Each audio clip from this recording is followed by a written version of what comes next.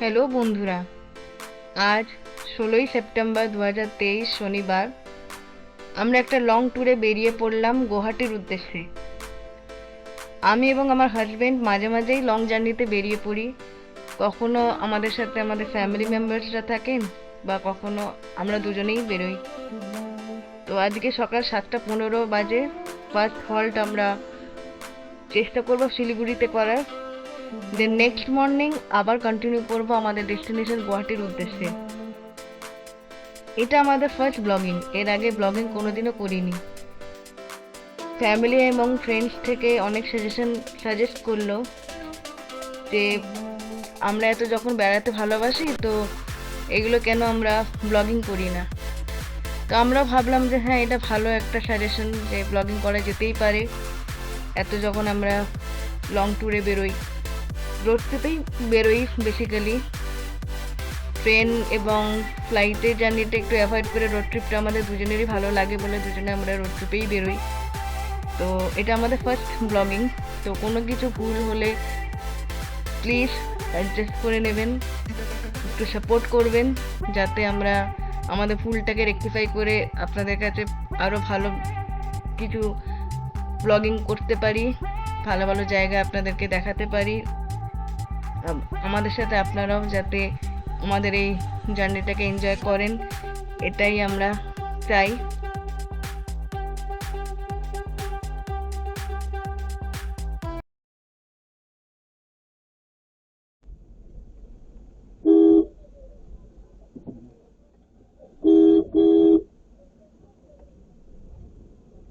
আমি হলাম ঋত্বিকা আর আমার হাজবেন্ড অন্য।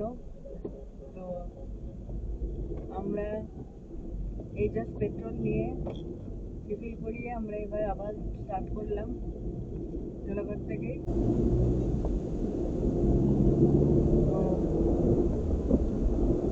গাড়ি হচ্ছে, জ্যামটা কেটেছে এখন। গেলাম এই সামনের দোকানটাতে ঢুকে যাবো। বাবা, অনেক ভিড়ও আছে, দেখা যাক।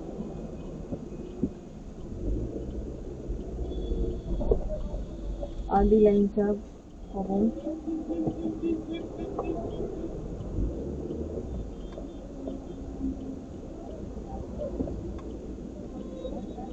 চলুন আগে ব্রেকফাস্ট আমরা করি।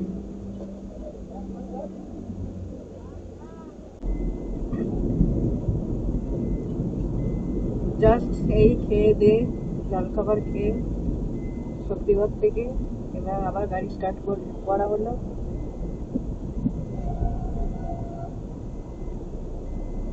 শক্তিগড়ের এই ল্যাংচা দোকানটাকে আদি ল্যাংচা ভবনে আমি বিয়ের পর থেকে বহুবার আমি আমার হাজব্যান্ডের সাথে, আমার শ্বশুরবাড়ি, আমার শ্বশুর শাশুড়ির সাথে অনেকবারই এসেছি। তো আমার শ্বশুরমশাইয়ের খুব ফেভারিট জায়গা এটা।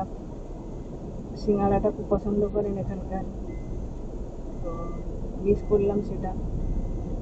আর এই এবার আবার রওনা দেওয়া। আপাতত পেট পুজোটা হলো, এবার দেখা যাক এবার কেমন কি রাস্তা ভালো ঠিক আছে কেমন থাকে সেইভাবে আমরা যাব।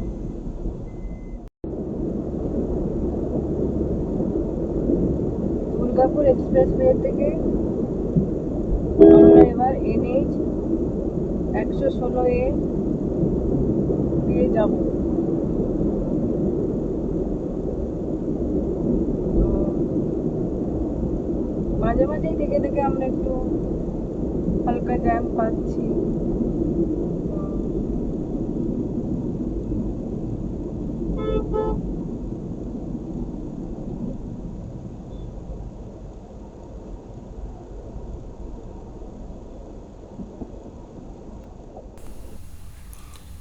আমাদের জার্নি স্টার্ট হয়েছিল হাওড়া উলুবেড়িয়া থেকে।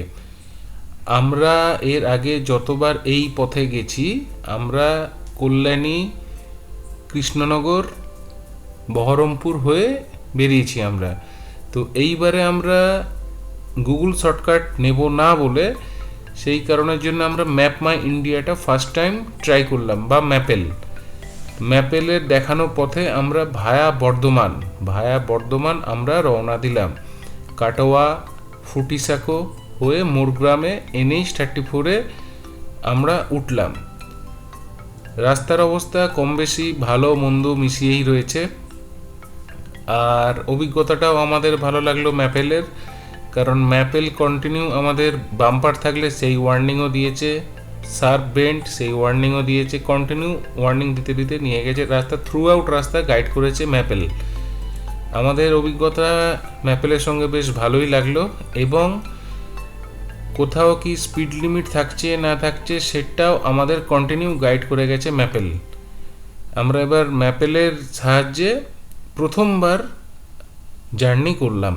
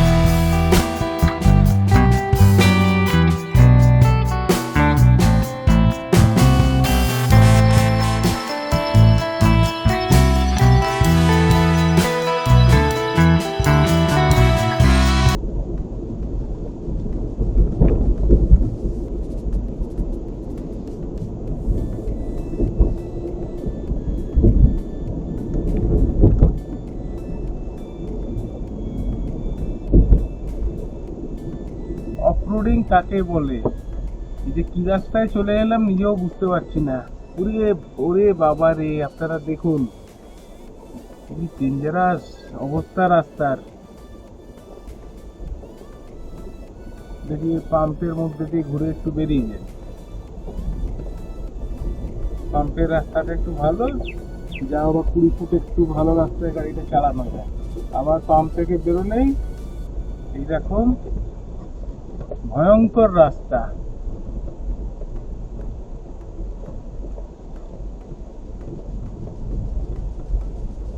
চূড়ান্ত অফরোডিং, চূড়ান্ত।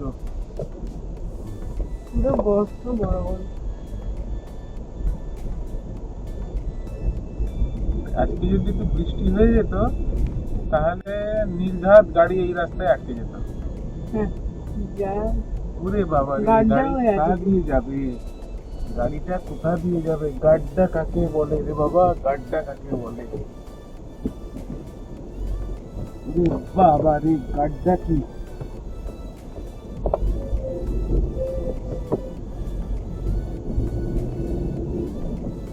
এখন এরকম বাজে রাস্তা বেশ খানিকটা মনে হচ্ছে যে 12 কিলোমিটার রাস্তা গেলে বহরমপুর পৌঁছাবো, এই 12 কিলোমিটার রাস্তাটাই এরকম জঘন্য হয়ে আছে। বুঝতে পারছি না এইরকম হয়ে থাকলে কি সমস্যা। গাড়ির চাকা ফেঁসে গেলে নিচে লাগা তো লাগবেই, কিন্তু গাড়ির চাকা যদি কোনোভাবে ফাঁসে তাহলে কি হবে ভগবান জানে। যদিও সামনে দেখতে পাচ্ছি একটা টোটোওয়ালা চলে গেল, হ্যাঁ, ওনাকে দেখে একটু ভরসা পেলাম। ভরসা পেয়ে আবার একটা পাম্পের মধ্যে দিয়ে ঢুকে বেরোই। হ্যাঁ, একটা পাম্পের মধ্যে দিয়ে ঢুকে আবার এই 20 ফুট একটু ভালো রাস্তা পেলাম। বুঝতে পারি না যে সরকার কেন সব প্রাইভেটকে দিয়ে দিচ্ছে। হ্যাঁ, এই পাম্পটা প্রাইভেট মেনটেন বলে, পার্সোনাল মেনটেন বলে তবু রাস্তাটা ভালো আছে, এটা সরকারি মেনটেন। রাস্তার অবস্থা যাচ্ছে তাই। 16A থেকে অবশেষে আমরা NH-34-এ আমরা উঠছি অবশেষে। এতক্ষণ পরে একটু ভালো রাস্তার দেখা পেলাম। ভালো মানে খুবই ভালো। এবার গাড়িটা একটু টানা যাবে। এবার গাড়িটা একটু টেনে টাইম মেকআপ করতে হবে।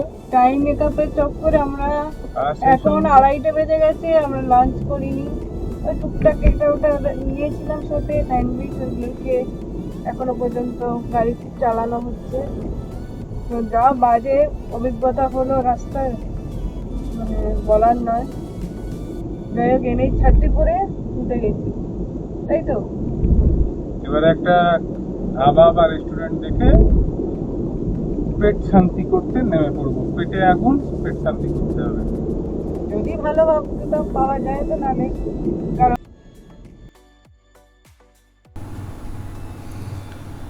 আমরা ফুটিসাঁকো রুটে যাওয়ার পথে খাবারের সেরকম জায়গা খুঁজে পাইনি।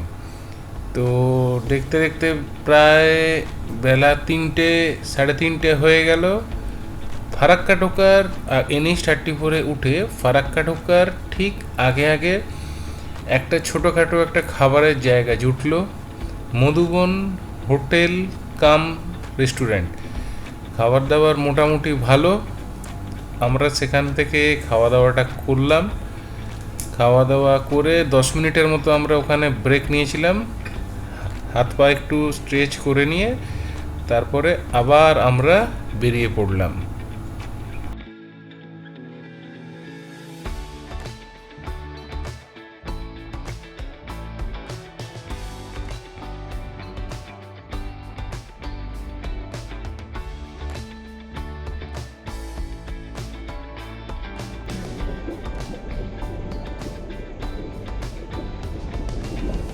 এই জাস্ট আমরা একটা হোটেলে লাঞ্চ করে এবার আবার রওনা দিয়েছিলাম আমাদের গন্তব্যের উদ্দেশ্যে। লেট হয়ে গেল, 4টে বাজে। এবার আবার পথে চলা শুরু।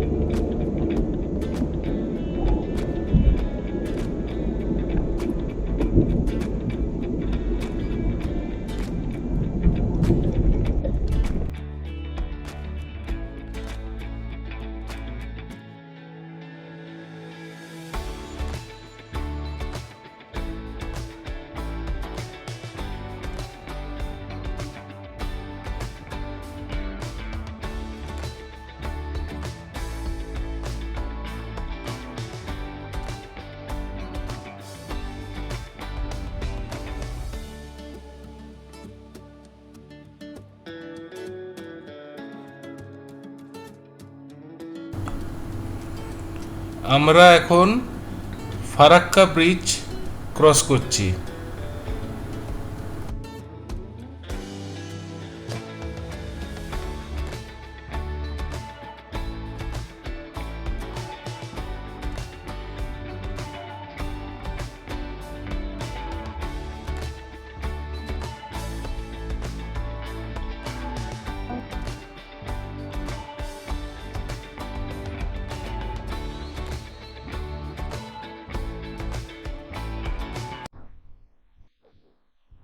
মালদা বাইপাস, ডালখোলা বাইপাস, এই স্ট্রেচগুলো অসাধারণ রাস্তা। ড্রাইভিং করে এতটা জার্নির মধ্যে এই দুটো স্ট্রেচে ড্রাইভিং করে সত্যিই মনটা ভরে গেল। পুরো রাস্তাটা যদি এরকম হতো খুবই ভালো হতো, কিন্তু মালদা বাইপাসেও যেরকম আর্টিফিশিয়াল ডিভাইডার বানানো হয়েছে, ডালখোলা বাইপাসেও তাই। স্পিড লিমিট দেওয়া আছে 100, কিন্তু 100 তুলতেই তারপরেই সঙ্গে সঙ্গে ব্রেকে পা। এই জিনিস বারবার করে ঘটে চললো, তবুও তার মধ্যে দিয়েই ভালো মতোই ক্রুজিং করলাম। খুব ভালো লাগলো এই দুটো জায়গায় ড্রাইভ করে। যে মানে মানে দিন করার জমি টাইপের একটা ইয়ে, কিন্তু এখানে একদম অন্ধকার। কিন্তু যতটুকু হেডলাইটের আলোটা পড়ছে সেটা দিয়েই আমরা যেটা দেখতে পাচ্ছি ওইভাবে এগোচ্ছি। জিপিএস আমাদের নিয়ে যাচ্ছে, দেখা যাক। মানে টাইমটা পৌঁছাবার ঠিক মতো বলে তো 9:30 পৌঁছে যাওয়ার কথা, কিন্তু এবার পুরোটাই ডিপেন্ড করছে রাস্তায়। তো যেমন সিচুয়েশন থাকছে তার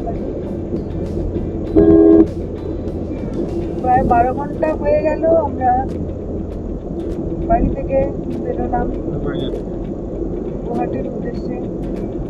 তো একটু টায়ার্ড হয়ে গেছি।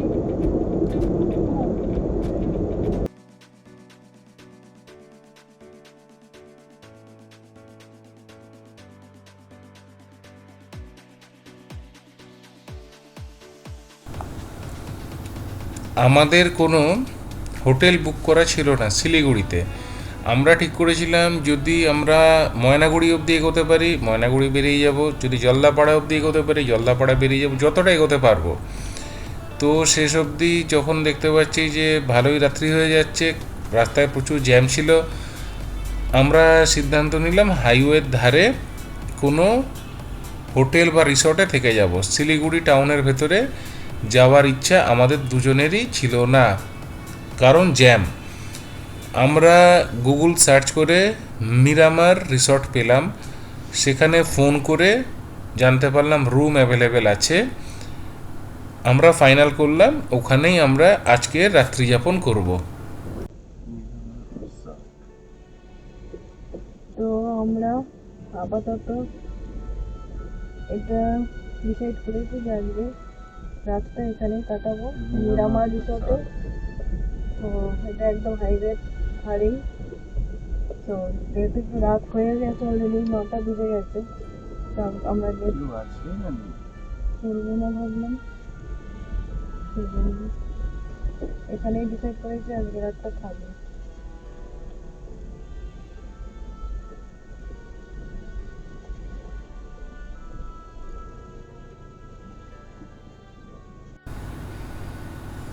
রিসর্টের পার্কিংটি বেশ ভালো এবং সেফ ছিল। এই যে রিসর্টের এটা করিডোরটা ফার্স্ট ফ্লোরে, আর এটা রুম, যে রুমটা আমরা নিয়েছি। খারাপ না, ভালোই মোটামুটি রুমটা। এই বেড, এখানটা একটা সাইড টেবিল ইউনিটের মতো আছে, আর এই দিকটা অপোজিটে ড্রেসিং টেবিল কাম ব্যাগ ট্যাগ রাখার জায়গা। আর এই রুমটা ভালো, খারাপ না। এবং এটা টিভি আছে, টিভি ইউনিট আছে, একটা ছোট্ট ডাইনিং টেবিল আছে, দুটো চেয়ার দেওয়া আছে, আর এটা একটা বাথরুম। বাথরুমটা ভালো, সব ফেসিলিটিসই আছে বাথরুমে, খারাপ নয়। আর এই একটা ওয়ার্ড্রপ আছে। আর এই রুমের ট্যুরটা দিলাম। এটা হচ্ছে রুমটা।